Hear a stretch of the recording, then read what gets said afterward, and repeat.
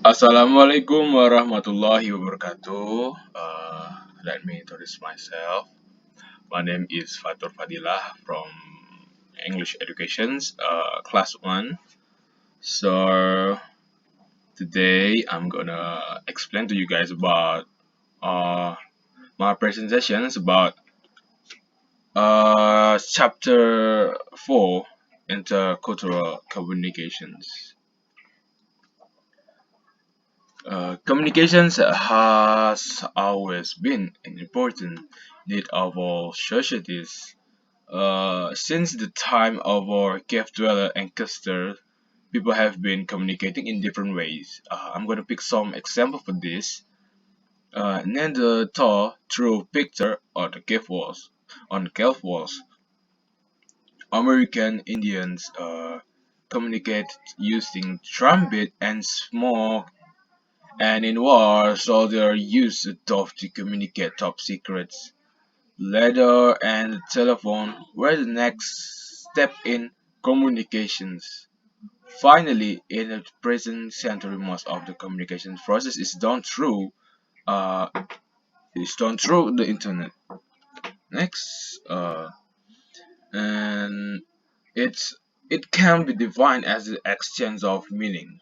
This involves the sending and receiving of information between a sender and a receiver. And it happened not only through the use of words but also through non-verbal factors such as gesture and facial expressions. The message received can be very different from the message was sent, and the common model for communication is so in figure below.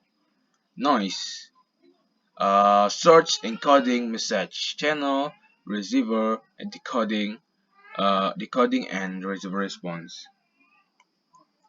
In order to gather recipient response parts, there are several previous parts including. So I'm going to tell you about this. Uh, Number one is search. The search is the person with an idea he or she desires to communicate. Encoding. Unfortunately, uh, or perhaps fortunately, humans are not able to share talk directly. Message. The term message is identify the encoded talk. Encoding is the process, the verb, the message is the resulting object. Channel. The term channel is used technically to refer to the means by which the message is transmitted. Today it's called media. For example, I'm gonna pick internet, Google's and television channels like YouTube channels, something like that maybe. And noise. The term noise technically refers to anything that distorts the message the search encoders. I mean. Next, noise have many forms, including external noise can be sight, sound, and other stimuli that draw your attention away from the message. Internal noise refers to your thought and feeling that can interfere with the message. Symptomatic noise refers to how alternative meaning of the search symbols can be distracting. Number six, receiver. The receiver. The receiver is the person who attends to message. Receiver may be intentional. That is, they may be the people the search desire to communicate with, or they may be any person who come upon and attend the message. Decoding is the opposite of process of encoding. It is as much an active process. The receiver is actively involved in the communication process by sending meaning to the symbol received. Next, number eight, receiver response. It refers to anything that receiver does after attend to the code message. The response can range from doing nothing to taking action or action that may or may not be the actions desired by the source.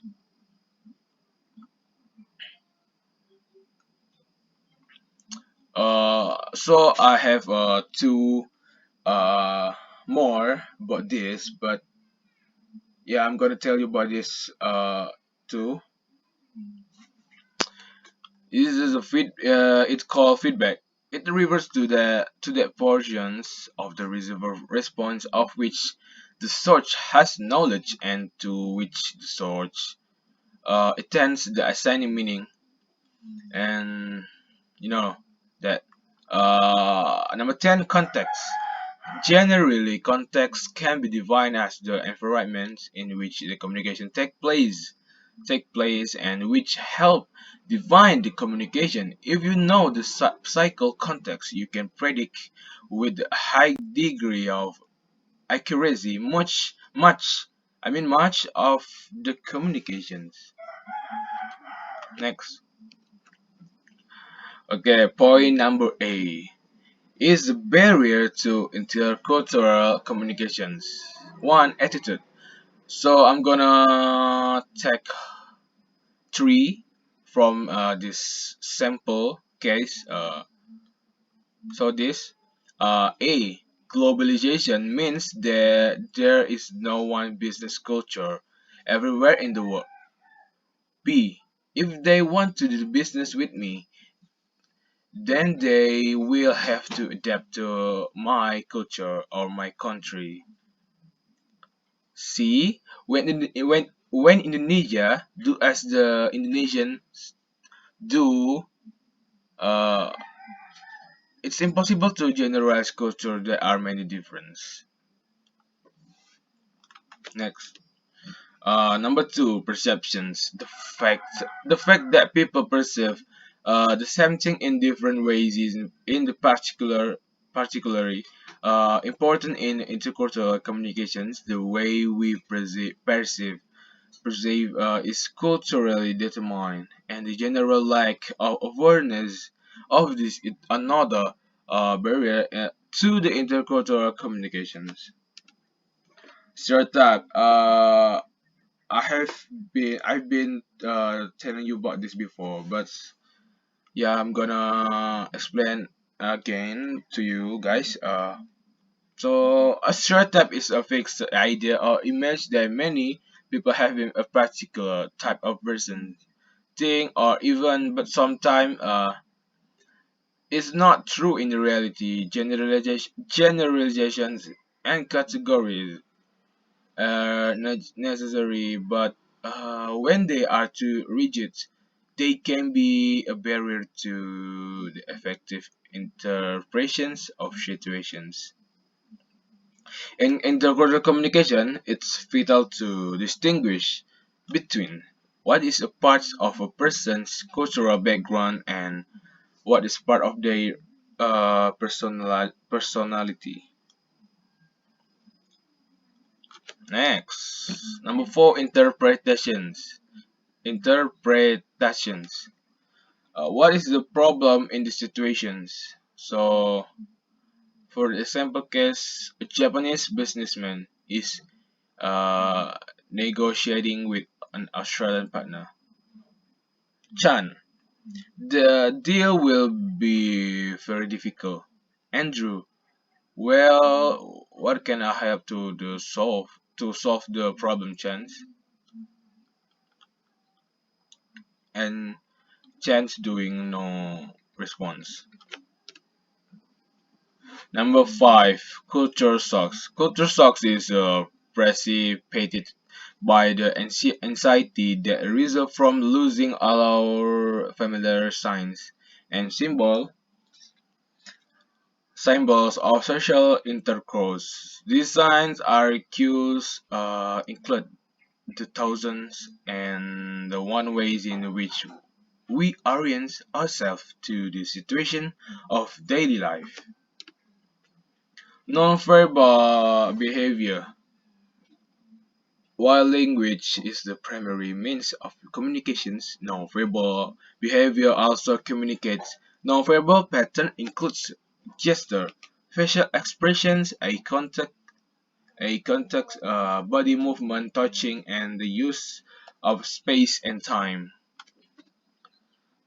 B. Cultural learning. At the lowest level is the belief that all people are alike.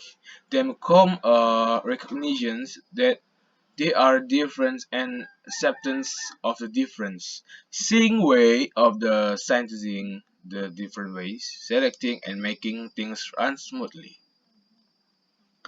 The process of cultural learning can be helped along by experience, reflections, and training intercultural. So, local expert tourists, curious sojourner, visitor, cultural expert, integrator leader. And training not only provide information but also develop skill and encourage attitude to enable people to progress along the cultural learning curve. C. Dealing with the difference. Use the following statement to reflect on how well suited you are to be an international student or employee. How many true are you? So I'm gonna take some number from this. I enjoy travel and learning about new culture, and I enjoy dealing with ambiguous situations, uh, or uh, or I'm a tolerant of people who disagree with me. So that's it.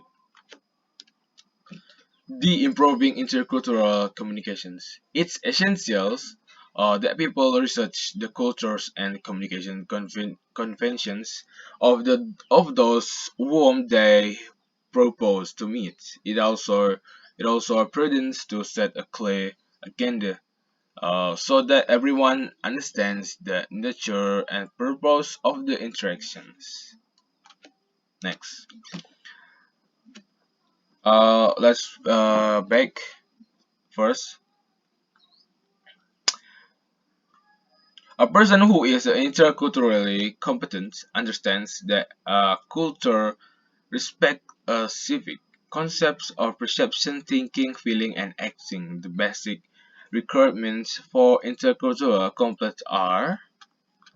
So let's to the next page. One, break the assumptions. Everyone makes or has assumptions about other about the other. Assumptions are belief rather than objective truth and are usually influenced by a number of subjective factors. By doing so, and even openly examining uh, them with other, the initial barrier to intercultural communication is overcome. 2. Empathize. In order to come to appreciate and understand people from the different cultures, empathy is vital. Through putting yourself in someone else's shoes, you come to see or appreciate their point of view. Next, involve. Number 3, evolve. Involving others in tasks or decisions making empower and build strong relationships. Using intercultural diversity is in essence a more creative approach to problem solving as it incorporates different point of view. Next, 4. Discourage herd mentality. Herd mentality refers to a closed and one-dimensional approach. Such a way of thinking curbs creativity, innovation, and advancement as people are restricted in how to think, approach, and engage with people or challenge. Okay, the last point. Five, avoid insensitive behavior. People can do behave interculturally insensitive ways. By taking someone persons, you take their culture and therefore their dignity. This can only be divisive. As an example, international students face this issue. They have a choice of modifying their cultural boundaries and adapting to the culture around them or holding on their native culture and surrounding themselves with people. The students who decide to hold on to their native culture are those who experience the most problem in their university life and who encounter frequent culture shocks, but international students who adapted themselves to the culture surrounding them will increase their knowledge of domestic culture, which may help them to blend it, blend in, and more.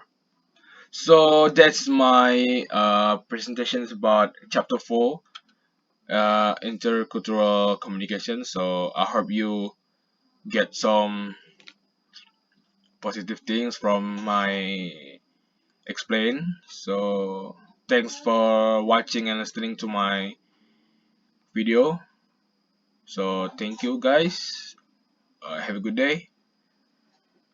Wabillahi taufiq wal hidayah. Wassalamualaikum warahmatullahi wabarakatuh.